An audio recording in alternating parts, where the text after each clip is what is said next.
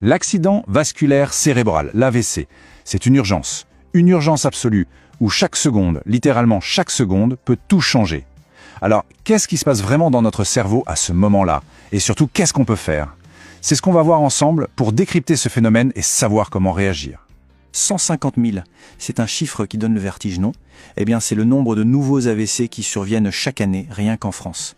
Pour bien se rendre compte, c'est comme si toute la ville de Rennes était frappée chaque année. Ça nous montre bien que c'est un enjeu de santé publique absolument énorme. Alors, la définition médicale, c'est la survenue brutale d'un déficit neurologique focal. Ça peut paraître un peu complexe, mais en fait c'est très simple. Survenue brutale, ça veut dire que ça arrive d'un coup, sans prévenir, en quelques secondes à peine. Et déficit neurologique focal, eh bien ça signifie qu'une petite zone très précise du cerveau s'arrête de fonctionner. Et ça va entraîner la perte d'une fonction bien spécifique. Ça peut être la parole qui se bloque, un bras qui ne répond plus, une partie de la vision qui disparaît. C'est vraiment cette apparition soudaine qui doit immédiatement mettre la puce à l'oreille. Bon, maintenant qu'on sait ce que c'est, il faut savoir qu'il n'y a pas un seul type d'AVC. En fait, il y en a deux grands types et leurs mécanismes sont complètement à l'opposé l'un de l'autre. Pour faire simple, imaginez les vaisseaux du cerveau comme une tuyauterie. Eh bien, soit le tuyau se bouche, soit il se perce et se met à fuir. Et comme on peut le voir ici, le cas du tuyau bouché, ce qu'on appelle l'AVC ischémique, est de loin le plus courant. On parle de 80% des cas. C'est énorme. Donc 4 AVC sur 5 sont des ischémies.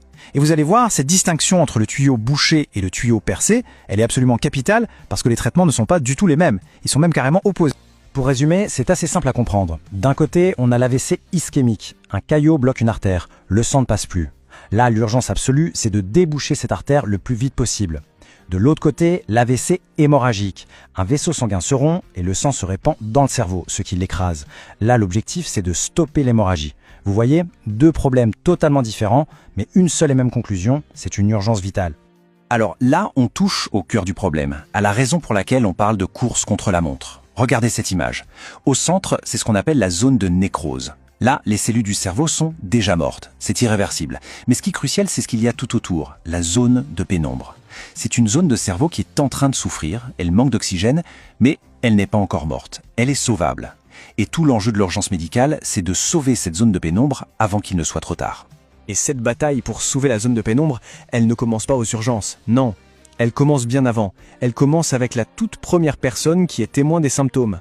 C'est là que tout se joue.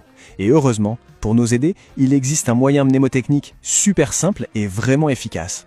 Cet outil, c'est l'acronyme FAST, de l'anglais rapide. C'est très simple à retenir. Le F, c'est pour face, le visage. On demande à la personne de sourire. Est-ce qu'un côté de son visage tombe?